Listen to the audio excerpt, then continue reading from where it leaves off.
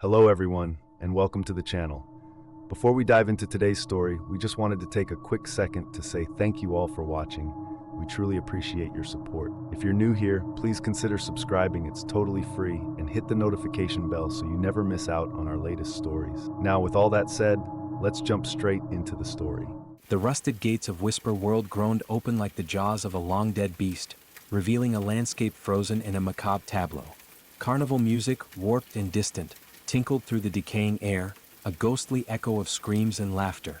Maya adjusted her camera, the lens capturing the dilapidated ticket booth, surprisingly adorned with fresh paper stubs. "Seriously, Rico, are you sure about this place?" Maya asked, her voice betraying the unease she tried to mask. She was the pragmatic one, finding morbid fascination in the paranormal, but ultimately a skeptic. Her YouTube channel, Grave Encounters, was a testament to that. This trip, however, felt different. Rico, glued to his phone even now, navigated them through the entrance. "Come on, dude, chill. Dead smiles never lies. This place is legit haunted. Think of the views." His eyes gleamed with a manic excitement that bordered on unsettling. He was the catalyst for this madness, the dark web navigator who'd stumbled across the coordinates to this forgotten nightmare. Dylan, ever the thrill seeker, was already bounding ahead, a grin splitting his face. "Views are cool, but I'm here for the rush. That roller coaster looks like it's begging for a test run." He was a walking, talking adrenaline shot, always chasing the next high, consequences be damned. Trailing behind, Jules shivered, despite the unseasonably warm Halloween air. Her eyes, wide and filled with a quiet anxiety, darted around the park. "I don't like this," she whispered, her voice barely audible above the eerie music. "I've been having dreams about this place, terrible dreams." Jules was the group's empath, sensitive to energies others couldn't perceive. Her premonitions were rarely wrong. "Relax, Jules," Maya said, trying to reassure her and herself.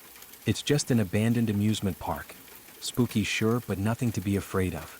She flipped open her camera's viewfinder, adjusting the focus.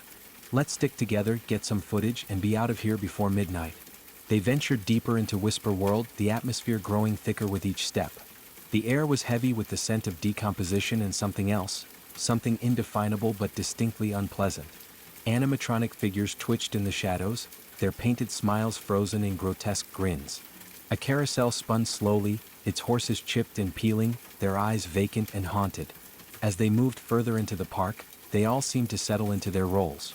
Dylan immediately made for the roller coaster, the serpent's spine, ignoring Maya's warnings and climbing into the front car. Rico started filming everything with feverish enthusiasm, narrating conspiracy theories about secret societies and human sacrifices. Jules clung to Maya's side, her anxiety palpable. "All right, everyone," Maya said, taking charge. "Let's split up and cover some ground. Dylan, be careful. Rico, don't wander off too far. Jules, stay with me." It was a flimsy plan, born of a desperate need to control the escalating unease, to impose some semblance of order on the creeping chaos. It was a decision she would soon regret. Dylan, true to form, ignored her completely. He gave a whoop as the serpent's spine lurched to life, the rusted chains groaning as they pulled the car up the steep incline. Maya watched him disappear over the crest, a knot of dread tightening in her stomach. Minutes stretched into an eternity. The ride was supposed to last 2 minutes tops. Then silence. The roller coaster car remained at the bottom of the track, empty. Dylan was gone. Panic seized Maya. "Dylan! Dylan!" she screamed, her voice cracking. Rico rushed over, his camera shaking in his hands. Jules whimpered, burying her face in Maya's arm. "Where the fuck did he go?" Rico stammered, his bravado momentarily shattered. "I don't know." Maya snapped, her mind racing. "He couldn't have just vanished." They searched the area around the roller coaster frantically, calling Dylan's name until their voices were hoarse. There was no sign of him, no trace that he had ever been there. It was as if he had been swallowed by the park itself. "We have to find him," Maya said, her voice trembling but firm. Rico checked the security cameras. Jules tried to, I don't know, feel for him. Rico, regaining his composure, fiddled with his phone, attempting to hack into the park's defunct security system. Jules closed her eyes, her face contorted in concentration. Maya, meanwhile, forced herself to take stock of the situation, desperately trying to maintain some semblance of control. "I think I found something," Rico said, his voice tight. "There's a funhouse nearby." The security camera footage is glitching, but I think I saw Dylan going inside. Hope flickered in Maya's chest. Lead the way. The funhouse, with its garish paint and distorted mirrors, was even more unnerving than the rest of the park. As they stepped inside, the air grew colder, the carnival music louder, more distorted. Jules gasped, her eyes widening in terror. The mirrors, she whispered, her voice barely audible. They're not right. Maya followed her gaze. The mirrors, once designed to amuse, now seemed to leer, their reflections mocking and malevolent. As Jules moved, her reflection lagged behind, mimicking her movements with a horrifying delay. Then it stopped mimicking her altogether. Jules screamed, backing away from the mirror, her eyes wide with terror. It's moving on its own. Maya rushed to her side, grabbing her hand. We need to get out of here. They turned to leave, but the exit had vanished, replaced by a wall of mirrors, each reflecting their terrified faces back at them, a dizzying labyrinth of fear. Maya slammed her fist against the glass, desperate to break free, but the mirrors were impenetrable. Maya, look, Rico shouted, pointing to one of the mirrors. Inside the reflection they saw Dylan. He was trapped, his face pressed against the glass, his eyes wide with terror, his mouth moving soundlessly. He was screaming, but no sound escaped the mirror's surface. He was there, but he was also impossibly distant, trapped in a world beyond their reach. We have to get him out. Maya yelled, her voice cracking with desperation. As they frantically searched for a way to free Dylan, Maya spotted a door at the end of the hallway. Heart pounding, she rushed toward it, Rico and Jules close behind. She pushed it open, revealing a small room with shelves of VHS videotapes. The videotapes were labeled in a neat, typewritten font. Maya's blood ran cold as she read the labels. Maya, October 31st, Dylan, October 31st, Jules, October 31st, Rico, October 31st. The dates were all marked today. She grabbed her tape, her hands shaking, and shoved it into a nearby VCR. The screen flickered to life, showing grainy footage of herself, seconds ago, walking through the park with Jules and Rico. As she watched, her on-screen self turned to the camera, a chilling smile spreading across her face.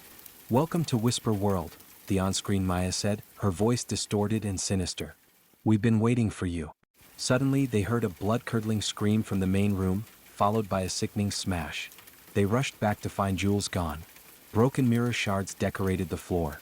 Maya felt a wave of despair wash over her. This wasn't just some haunted amusement park. This was a trap. They were being hunted. It was time to leave. "Rico, we need to find a way out of here," Maya screamed. Rico, pale-faced, pointed to a faint outline on a wall. He tapped it, and a dusty door slowly opened. Beyond lay not freedom, but a dark maintenance hallway.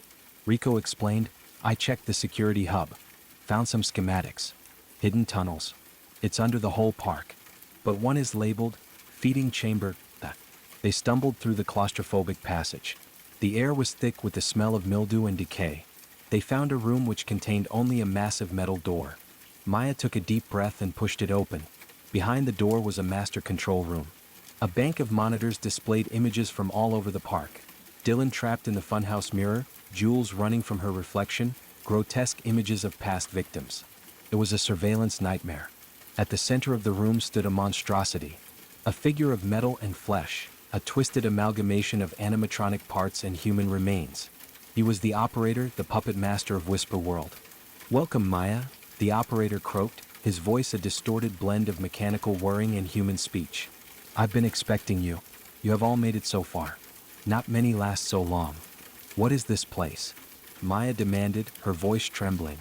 "What have you done with my friends?" The operator chuckled, a chilling sound that echoed through the room. "This is Whisper World, a place of amusement, of entertainment. And your friends? They are becoming part of the show."